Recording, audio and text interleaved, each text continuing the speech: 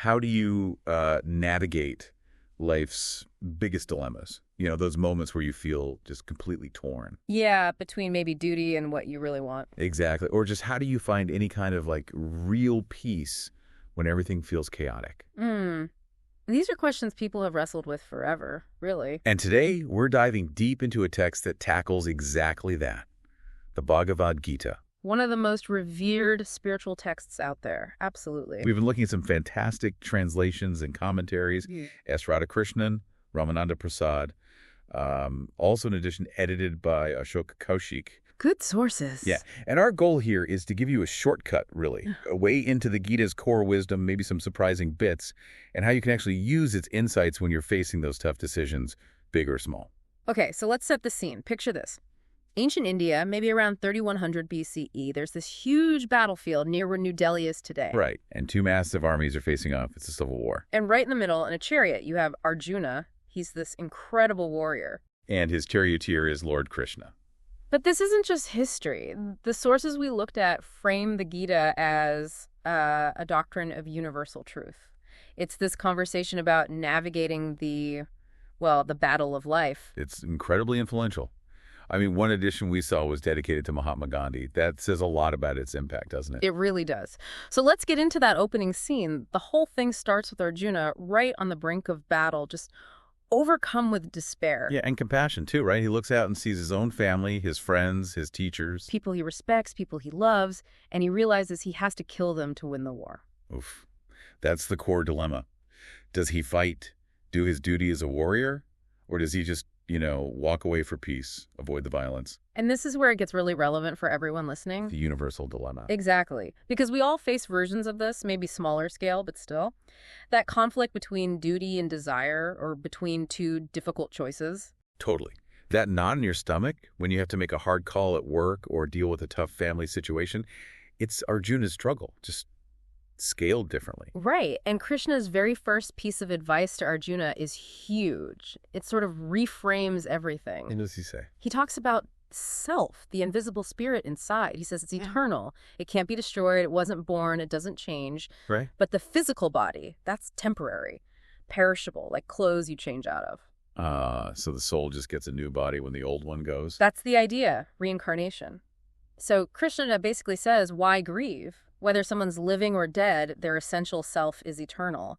Don't get caught up in the temporary body. Wow. That changes your whole perspective on loss, on death, even on your own life. It's foundational. But the Gita doesn't stop there. It lays out different ways, these yogas or paths, to reach self-realization, to connect with that supreme self. And you say they all kind of lead to the same place. Yeah, they converge. The first one is karma yoga, the path of selfless service. Okay, selfless service. What does that mean in practice? It's about doing your duty, whatever it is, but without getting attached to the results. The Gita literally says something like, you only control the action, not the fruits of the action. Work done just for selfish gain. That's seen as inferior to selfless service. But isn't it just human nature to want a good outcome, to care about the results? How do you even do that detachment? That's the challenge, of course. Yeah. But the idea is if you focus on doing your part well, with dedication, but let go of anxiously needing a specific outcome, you free yourself from a lot of stress and fear. Like the fear of failure or things not going your way. Exactly. One source mentioned it protects you from the great fear of birth and death, which is really about fear of change and suffering. And it points to people like King Janaka, who supposedly reached perfection just by doing his duties as king, but without personal attachment. So liberation through action, not by running away from it. You got it. Finding freedom right in the middle of your responsibilities. Interesting. Okay, so that's action. What about knowledge? Is there a path for that? There is. That's Jnana Yoga, the path of self-knowledge. Jnana, knowledge. Right. This path is about getting true spiritual knowledge, often from a teacher, a guru who's already self-realized. And this knowledge is considered really valuable. Hugely valuable, more than any material thing, because this kind of knowledge supposedly destroys ignorance, the darkness, and leads you to peace. Right. It's about seeing reality clearly. Okay. And then there's bhakti yoga, devotion. I've heard this one described as maybe more accessible. Often, yes. It's seen as a more direct, perhaps easier path for many. It's about devotion, worshiping the supreme being with total faith, focusing your mind on that connection. And it's very inclusive, right? Extremely. That's a key point. Krishna says God accepts the simplest offering, a leaf, a flower, fruit, water, if it's offered with real devotion. And the texts emphasize anyone can follow this path. Doesn't matter your social standing, your past, nothing. Women, merchants, laborers, even, quote, the evil-minded can reach the goal through loving devotion and surrender. That's quite radical, actually. Makes it universally available. It really does. And finally, we have dhyana yoga, the path of meditation. Meditation, okay. This involves controlling the mind, quieting the senses through constant focus, constant contemplation on the supreme. The mind is a big player here, isn't it? Friend or enemy? Exactly. The Gita says the mind can be your best friend if you control it, or your worst enemy if it controls you. Makes sense. And moderation is key for dhyana yoga. Not too much, not too little. Eating, sleeping, working, recreation, finding balance helps steady the mind for meditation. Right, finding that middle path in daily life to support the inner practice. And tying all this together, the Gita talks about these three fundamental forces or qualities of nature, the gunas. Gunas, like threads or ropes that influence us. Kind of. They're described as modes or ropes of material nature that bind the soul to the body. Subtle energies shaping our experience. Okay, tell us about them. What are the three? First is sattva. That's goodness, purity, clarity. It's illuminating. Think of feeling calm, focused, knowledgeable, happy. That's pretty good. It is. But it still binds you through attachment to that happiness and knowledge. You might resist things that disturb that calm, even if they're necessary. Ah, okay. Even good things can become attachments. What's the next one? Rajas. Passion, activity, ambition. This is characterized by intense craving, restlessness. It binds you through attachment to action and its fruits. So the drive to achieve, to get things done, that relentless energy. Exactly. That's Rajas. It fuels ambition, but can also lead to stress, frustration, constant wanting. You see it everywhere in our driven world. I definitely recognize that one. And the last, guna. Tamas. This is ignorance, inertia, darkness. It's born from sluggishness. Think laziness, carelessness, procrastination, confusion, excessive sleep. Okay, the opposite of rajas. Like feeling stuck, heavy, unmotivated. Precisely, that feeling of just wanting to pull the covers over your head. Tamas binds through apathy and delusion. So sattva, rajas, tamas, goodness, passion, ignorance. And the Gita says understanding these three, seeing how they influence your thoughts, feelings, and actions, and then learning to rise above them is crucial for liberation. It's about becoming an observer of these forces within you, not just being swept away by them. That really makes you think about your own moods and motivations differently. Wow, okay. Connecting this to action again, karma.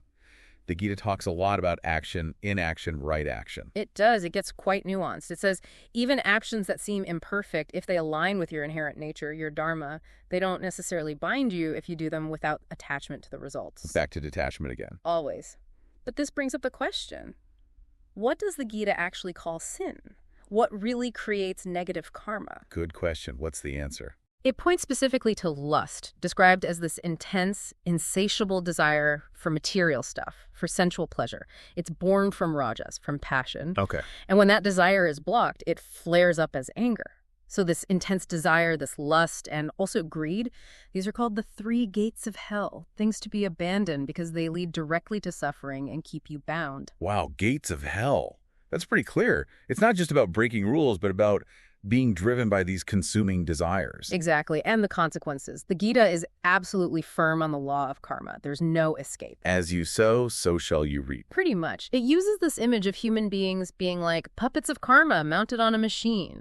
Our past actions, driven by these gunas and desires, determine our present, and our present actions shape our future. It's a powerful concept of cause and effect. And you mentioned the sources see echoes elsewhere. Yeah, interestingly, the editors point to parallels, like a verse from the Quran about God creating, sustaining, causing death, giving life again, or from Genesis about bloodshed, demanding blood be shed. Different traditions, but reflecting a similar sense of cosmic justice or consequence. Fascinating how these core ideas resonate across cultures. Okay, so Arjuna's journey, absorbing all these teachings, it leads to this incredible, overwhelming moment, right? The cosmic vision. Yes. It's the climax, in many ways. Krishna reveals his universal form. It's described as multi-faced, blazing, terrifying, all-encompassing. And Arjuna is just floored. Completely overwhelmed. Fear, confusion, awe. And in that moment, Krishna says something staggering. He says, I am death, the mighty destroyer of the world. I've come to destroy all these people. Whoa. Even without you, he tells Arjuna, all these warriors on the other side are already doomed to die. So the outcome is already decided. That's the implication. And then Krishna tells Arjuna, be merely my instrument. Just an instrument. It's this stark illustration that humans are, in the grand scheme, instruments of a larger divine will, part of a cosmic play already unfolding. That is intense. Yeah. Hard to wrap your head around. And this leads to the final core message, the supreme secret word. Exactly. It leads to the ultimate power of surrender. Krishna's final instruction is basically, focus your mind on me, be devoted to me, offer everything to me, bow down to me, do this, and you will absolutely reach me. So let go of the idea that you are the one doing everything. Yes. Set aside the sense of, I am the doer, this is mine, I need this result.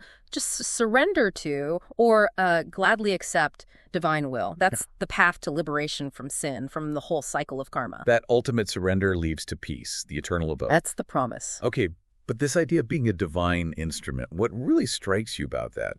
Because, I mean, doesn't that feel like losing your free will, your agency? Yeah. How does the Gita square that? That's a great point. I don't think it's about losing agency so much as aligning it. Think about maybe a really skilled musician. They are an instrument for the music, right? They surrender to the composer's intention, to the flow of the piece.